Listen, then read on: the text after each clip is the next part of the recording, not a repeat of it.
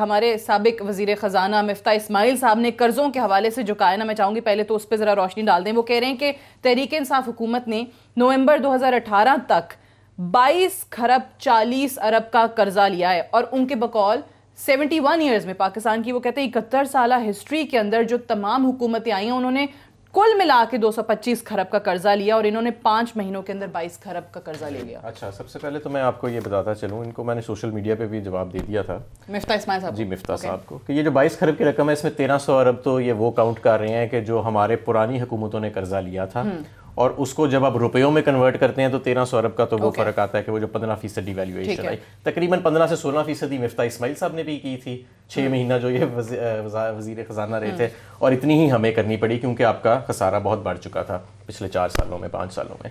दूसरा जो इसके अंदर जुलाई टू नवंबर पीरियड आता है इंटरनल बोरोइंग का 950 अरब का, वो 50 अरब कम है जो इसी टाइम पे मुस्लिम लीग नून ने पिछले उसमें लिया था अदवार में। और जो एक्सटर्नल का जुलाई टू नवंबर का इम्पैक्ट आता है वो भी हमने 1 अरब डॉलर लिया, इसी टाइम पे मुस्लिम लीग नून ने 2 अरब डॉलर लिया। और ये जो बहुत सारे कर्जे लिए जा रहे हैं ये पुराने कर्जों को रिटायर करने के लिए लिए जा रहे हैं। इस चीज़ को ज़रा सामने रखें, देखना ये होता है कि आपकी नेट इंक्रीज कितनी हो रही है। अब दूसरी बात आती है, बिल्कुल ठीक कहा सलमान शाह साहब ने, पहला तो हमारा हदफ ये था कि हम इकोनॉमी को स्टेबलाइज करें। इतने बड़े खसारे और ये नामालूमी के माहौल में नहीं पैदा हुए ये खसारे। ये 2-2.5 अरब डॉलर से करंट अकाउंट डेफिसिट शुरू हुआ, ये 7 पे गया, फिर 12 पे गया, आखिरी साल ये 19 पे गया, इनको बढ़ने दिया गया, ठीक है ना। फिस्कल का डेफिसिट आपने टारगेट किया 4% के ऊपर, 3.9% के ऊपर, क्लोज आपने किया आखिरी साल 6.6% पे, 2300 अरब के आमदन, हुकूमत की आमदन और अखराजात। यहां से हमने मुल्क को संभाला कि बिल्कुल मुल्क जो था वो दिवालिया और खुदा न खास्ता डिफॉल्ट के करीब खड़ा था, और अल्हम्दुलिल्लाह एक गैर मामूली हमें सपोर्ट मिली दोस्त ममालिक से। अब हमारा अगला हदफ क्या है, क्योंकि जब आप इकोनॉमी को स्टेबलाइज करते हैं तो आप अपने मुल्क के अंदर जो डिमांड है उसे कंट्रोल कर रहे होते हैं ताकि आपकी इंपोर्ट्स कम होए, आपका फाइनेंसिंग गैप कम हो।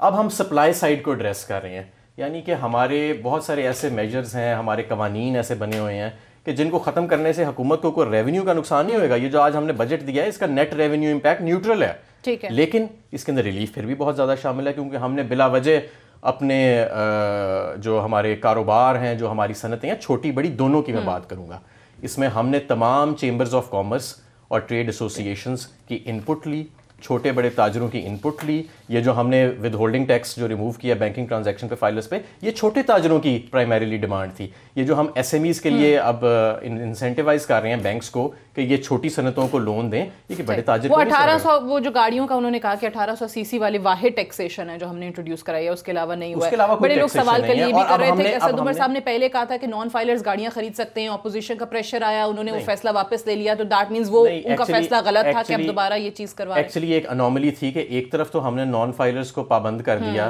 कि आप 50, मतलब उन्हें इजाजत दे दी नॉन फाइलर्स को कि आप 50 लाख तक की रकम की प्रॉपर्टी तो ले सकते हैं, लेकिन आप 1300 सीसी या उससे कम की गाड़ी नहीं ले सकते। ये अनोमली थी, हमने इसको खत्म किया, लेकिन हमने नॉन फाइलर के ऊपर जब वो गाड़ी खरीदेगा तो उस पर टैक्स की शरह जो है उसको तकरीबन हमने 50% बढ़ा दिया। 50% बढ़ा। देखें, मैं ये सलमान शाह साहब की बात से बिल्कुल मुत्तफिक हूँ। अगर आपने एफबीआर की कमजोरियां हैं कि आप फाइलर्स को नहीं बढ़ा रहे, और बाय द वे इस दफा 34% इंक्रीज हुआ है फाइलर्स में 1 साल के अंदर, अगर आप फाइलर्स को नहीं बढ़ा रहे तो इसका मतलब ये नहीं है कि आप इंडस्ट्री का गला घूंटना शुरू कर दें कि जी उनकी गाड़ियां बंद कर दें, पूरी ऑटोमोटिव इंडस्ट्री आपकी तबाह हो जाए। बात हो रही है ना कि ऑटो इंडस्ट्री को एक लॉबी उनकी है, उनको सपोर्ट किया जा रहा है इसके अंदर। सादिया, मैं आपको साफ बताऊं, हमसे तो किसी इस सिलसिले में बात नहीं हुई, ना हमसे किसी ने अप्रोच किया। हमारी लॉबी तो सिर्फ पाकिस्तान है। हम एफबीआर की जो कमजोरियां हैं अगर वो ब्रॉडन नहीं कर सक रहा इतने सालों से टैक्स बेस को, तो इसका मतलब ये नहीं है कि आप इंडस्ट्री का गला घूंटना शुरू कर दें और उसकी सजा इंडस्ट्री को दें। आपने मईशत का पहिया चलाते रहना है और इंशाल्लाह ताला मईशत का पहिया चलेगा। हो रही ना कि एक्सपोर्ट्स हमने बढ़ानी है, इंपोर्ट्स कम करनी है, उस पर अब तर्जुमान आपके थे नहीं थे, मैं उस पर नहीं जाती। डॉक्टर फरूख सलीम साहब, उन्होंने ये लिखा कि वो जो रुपी डिवैल्यूएशन वाली पॉलिसी है, इट्स नॉट वर्किंग। उस पर उन्होंने क्या कहा कि जी रुपए की कदर जो है वो 30% गिरी, एक्सपोर्ट्स गिर गई, और उन्होंने कहा कि 6% तक, एक अलार्मिंग 6% तक जो है वो एक्सपोर्ट्स गिरी हैं।